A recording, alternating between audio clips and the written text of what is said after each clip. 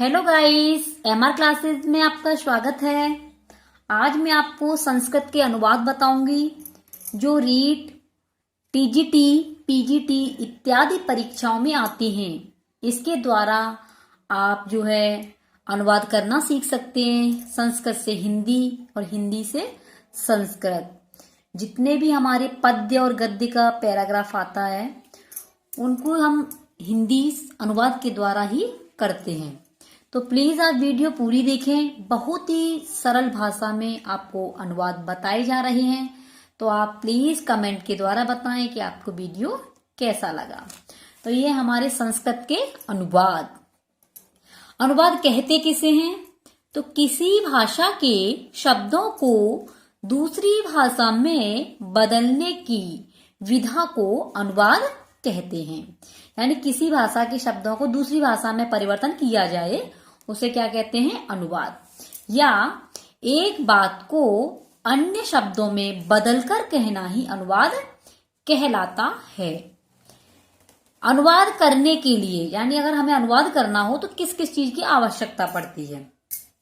अनुवाद करने के लिए लिंग, वचन, क्रिया, कारक, पुरुष और विभक्तियों का पूर्ण ज्ञान प्राप्त करना अनिवार्य है। अगर आप संस्कृत में अनुवाद करना चाहेंगे तो उसके लिए आपको लिंग की पता होना चाहिए, वचन की पता होना चाहिए, क्रिया की भी पता होना चाहिए, कारक की, पुरुष और विभक्तियों का ज्ञान होना चाहिए, तभी आप संस्कृत में अनुवाद कर सकते हैं। तो सबसे पहले लिंग किसे कहते हैं? लिंग 3 प्रकार के होते हैं, पुल्लिंग, स्त्रीलिंग, नपुंसकलिंग। लिंग का मतलब होता है जिसमें लिंग की जानकारी हो, जैसे स्त्रीलिंग है, पुल्लिंग है, तो उसे लिंग कहते हैं। लिंग 3 प्रकार के होते हैं। पुल्लिंग के लिए, पुरुषवाची के लिए पुल्लिंग का प्रयोग किया जाता है, स्त्रीवाची के लिए स्त्रीलिंग का प्रयोग किया जाता है, बेजान वस्तुओं के लिए नपुंसकलिंग का प्रयोग किया जाता है। अब होता है वचन। वचन किसे कहते हैं? जिसमें एक वचन, द्विवचन, बहुवचन के बारे में बताया जाता है उसे वचन कहते हैं। वचन कितने प्रकार के होते हैं? 3 प्रकार के। एक वचन एक व्यक्ति के लिए, द्विवचन 2 व्यक्तियों के लिए, बहुवचन 2 से अधिक व्यक्तियों के लिए बहुवचन का प्रयोग किया जाता है। नेक्स्ट है हमारा क्रिया। क्रिया का दूसरा नाम है धातु। क्या नाम है क्रिया का दूसरा नाम? धातु। तो ये धातु जो किसे कहते हैं? क्रिया को ही संस्कृत में धातु कहा जाता है। क्रिया को ही संस्कृत में धातु कहा जाता है। पेपर में आता है कि क्रिया को क्या कहते हैं? तो क्रिया को धातु कहते हैं। जिस शब्द से किसी कार्य का करना या होना पाया जाता है उसे क्रिया कहते हैं। क्रिया किसे कहते हैं? जिस शब्द से किसी कार्य का करना या होना पाया जाता है उसे क्रिया कहते हैं। अब कहते हैं क्रिया कितने प्रकार की होती है? तो क्रिया 2 प्रकार की होती है। नंबर 1 सकर्मक क्रिया। तो सकर्मक क्रिया क्या होती है? इस क्रिया में कर्म प्रधान होता है, यानी कर्म किया जाता है। जैसे सीता विद्यालयम गच्छति, यानी सीता विद्यालय को जाती है, तो वो विद्यालय को जा रही है, वर्क कर रही है, तो उसे क्या कहेंगे? सकर्मक क्रिया। अकर्मक क्रिया क्या होती है? इस क्रिया में कर्म नहीं होता है, यानी इसमें तो कर्म किया जाता है सकर्मक में, लेकिन अकर्मक क्रिया में कर्म नहीं होता। जैसे रामः सेते, राम सोता है, तो सो रहा है, कोई काम नहीं कर रहा कि कोई हाथ पैर चल रहे हों। तो जिसमें हाथ पैर चलते हैं उसे सकर्मक क्रिया कहते हैं, जिसमें हाथ पैर नहीं चलते उसे हम अकर्मक क्रिया कहते हैं।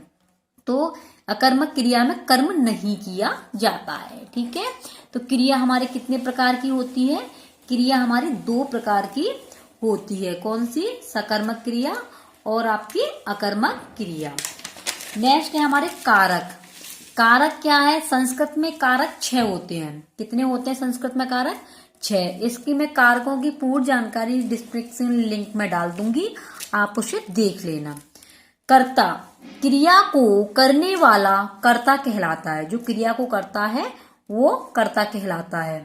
अंग्रेजी की तरह first person, second person, third person.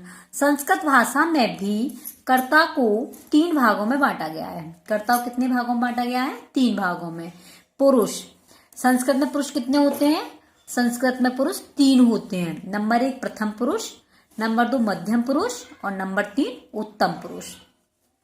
तद, तद माने वह जो सर्वनाम का प्रयोग करते हैं तद के लिए। ठीक है, अब हम अनुवाद करते कैसे हैं तो ये देख लीजिए आप। सबसे पहले लिंग चार्ट बना हुआ है, आप इसका स्क्रीनशॉट ले सकते हैं और इसके द्वारा आप अनुवाद आसानी से कर भी सकते हैं।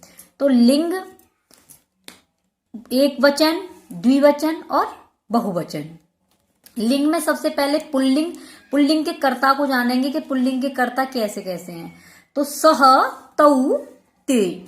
सह माने वह, तऊ माने वे दोनों और ते माने वे सब। अब इसके कर्ता क्या है? बालकः, बालकौ, बालकः। एक वचन के लिए बालकः, द्विवचन के लिए बालकौ यानी 2 मात्राएं हो जाती हैं। बहुवचन के लिए बालकाः यानी विसर्ग लग जाता है। एक बालक, 2 बालक और सब बालक। नेक्स्ट है स्त्रीलिंग में कौन कौन से कर्ता होते हैं? तो शा, ते, ताहा। सा माने वह, ते माने वे दोनों और ताहा माने वे सब। बालिका, बालिके, बालिकाः। पुल्लिंग में 2 मात्राएं आती हैं, स्त्रीलिंग में 1 मात्रा आती है। एक लड़की, बालिका माने एक लड़की, बालिके माने 2 लड़कियां, बालिकाः माने बहुत सारी लड़कियां। नेक्स्ट है नपुंसक लिंग में किसका प्रयोग किया जाता है? तो नपुंसक लिंग में किया जाता है तत्, ते, तानी। और इसके कर्ता कौन कौन से होते हैं? फलम, फले, फलानी यानी कि बेजान वस्तुएं इसके कर्ता होते हैं। 1 फल, 2 फल और फलानी बहुत सारे फल। नेक्स्ट है क्रिया तीनों लिंगों में। तीनों लिंगों में क्रियाएं कैसे चलती हैं? तो अस्ति, स्तः, संति।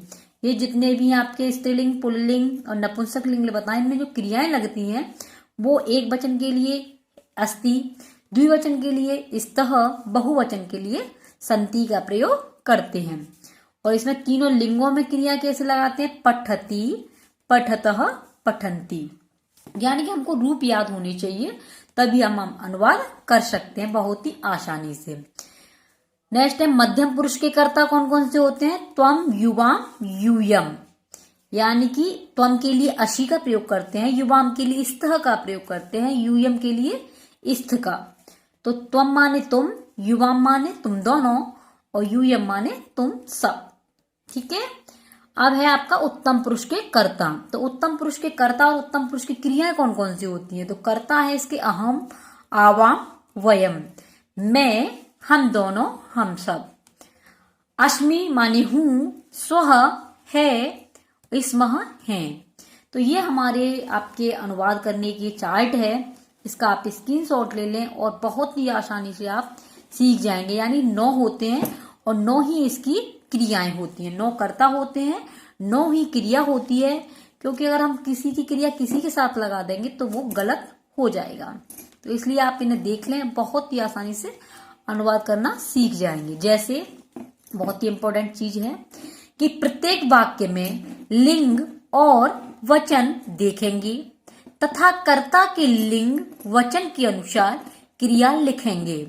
तीनों लिंगों में कर्ता एक वचन है तो क्रिया भी एक ही वचन की आएगी। ठीक है, और कर्ता अगर 2 वचन का है तो द्विवचन की क्रिया आएगी और कर्ता अगर बहुवचन का है तो क्रिया भी बहुवचन की आएगी।